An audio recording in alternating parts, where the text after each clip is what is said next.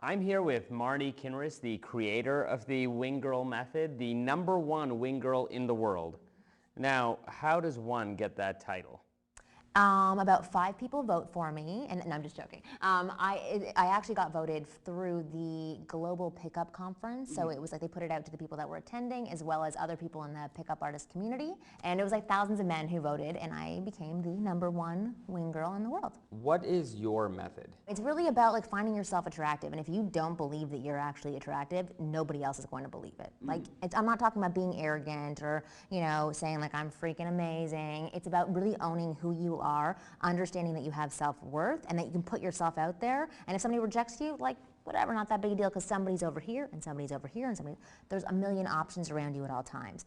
Do you think that your method takes a little bit longer? Does the Wing Girl method take longer than the games method?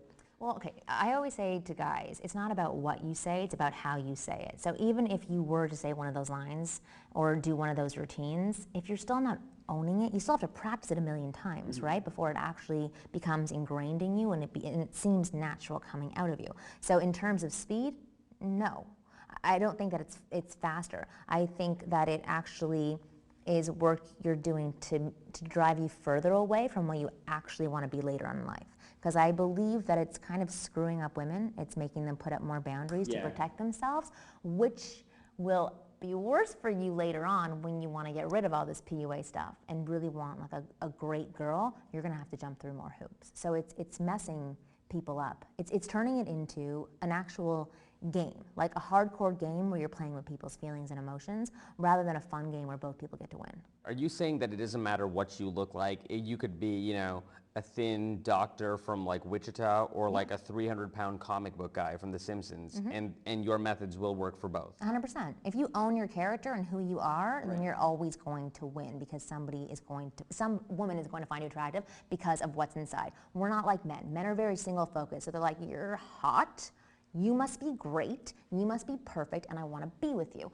Women are different. It's like, you're hot, what else do you have? Okay, if some big guy comes up and just stares and like lingers over us, I'd be like, get the hell away from us. Like, we don't want to be near you right now. You're not offering anything or bringing anything to the table. But if some big guy comes up and he's like, hey ladies, how's it going? Are you having a good time? Like, let's go dance. Whatever it is, if he's observing something and being entertaining in some way, adding some sort of story, some knowledge about the bar, something interesting that shows more than just his physical characteristics, something really interesting happens. His face starts to morph for us, and he looks like somebody different based on whether we like him or we don't like him. So either this guy can become extremely attractive to us, or he can become extremely unattractive. Right.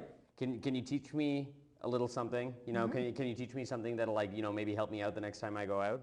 There are simple exercises like, you go out and you approach people every single day, because if you can't approach a person, you're never going to be able to approach the hot girl that you're ridiculously attracted to. And if you can't be comfortable with being uncomfortable with yourself, how are you going to be comfortable with being uncomfortable in front of another woman?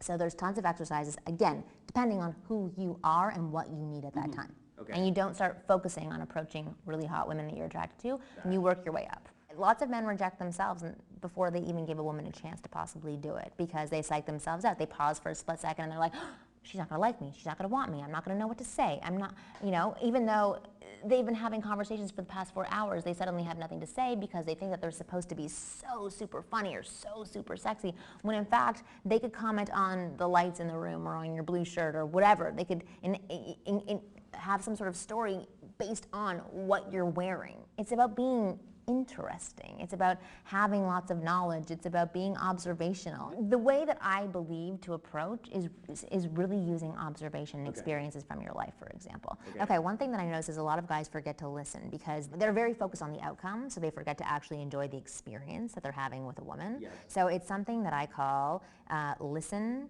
confirm, and affirm. Okay, so listen, confirm, affirm. So let's say you're in conversation with a woman in some way, and there's like, for the Wing Girl method, I teach many things about getting into conversation naturally and owning your conversation. But once you're in conversation, it's about listening, confirming, and affirming. So if you were to tell me something, I would obviously listen to it. So being very clear in the fact that I'm listening. Then confirm that I've heard it in some way, saying, okay, I've heard what you're saying, but obviously not saying those exact words. And then the most important part is affirming. Affirming that because of what you have said, I either like you more, I'm intrigued by you, or you've said something interesting that I would have never thought you would have said, but I want to get to know more about you because of it. Do you think it's better that I keep like, is it better to have the girl talking more, or should Yes, it be 75, equal? 25. Okay. Okay, you should be leading the conversation, not dominating the Okay. conversation, which might be hard for you. Yeah, it'll be very, very hard for me.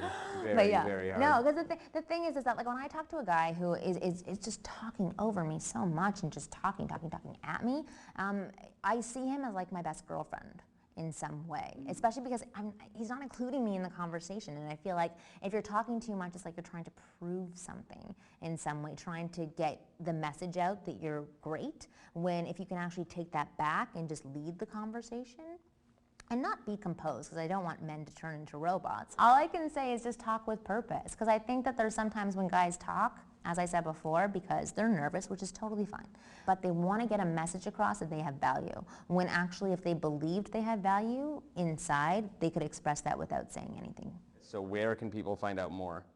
They go to winggirlmethod.com, and if anybody mentions Toro, if they email me, I'll give them a 25% discount.